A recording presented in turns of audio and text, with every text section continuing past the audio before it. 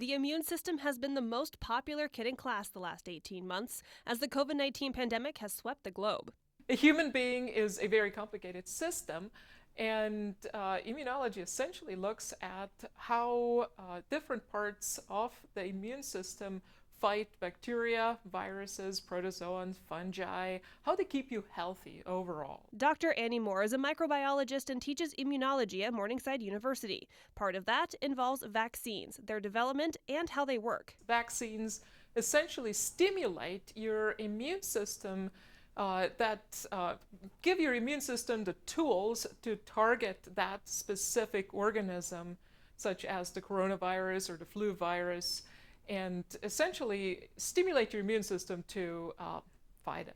Just like there are many different types of organisms that can attack an immune system, there are also many different types of vaccines in development, even before they are needed. Because we have been doing that for about 200 years now, we do have the tools, we know what goes into it, and it's much more seamless process even when we don't have these pandemics going on. With scientists around the globe working on vaccine development every day, creating vaccines to fight a global pandemic in a year isn't a surprise because much of the science behind it was already there. The vaccines are continually developed. We have all kinds of different types of vaccines.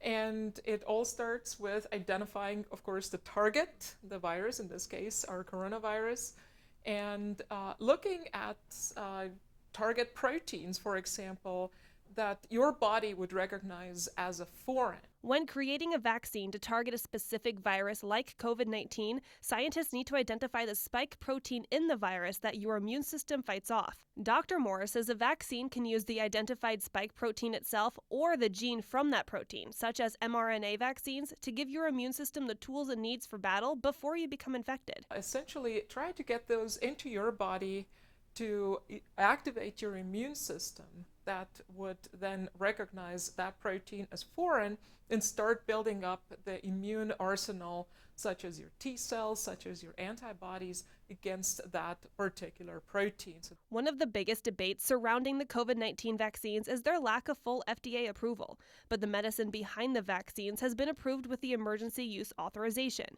The full FDA approval, Dr. Moore says, involves everything else. Now, what else goes into the FDA approval process, complete approval process, is not just the medical stuff. It's everything aside of that. So things that deal with production and storage and. So it's all the non-medical stuff that also goes into the FDA approval.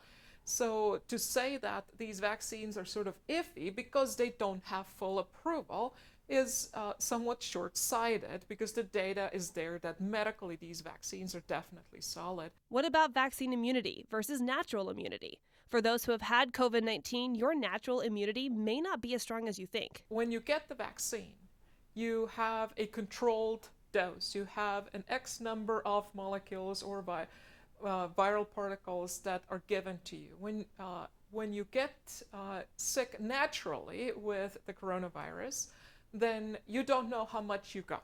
Dr. Moore says that in spite of the impact this pandemic has had on the world, one positive thing to come out of this is the global discussion and interest in science. A year and a half ago, I don't think people were aware of things like contact tracing, and a lot of people did not know how vaccines worked or what viruses are. And I think as tragic as this has been, I think it has also been a good public education on epidemiology and public safety and overall biology. In Sioux City, I'm Katie Koppel reporting.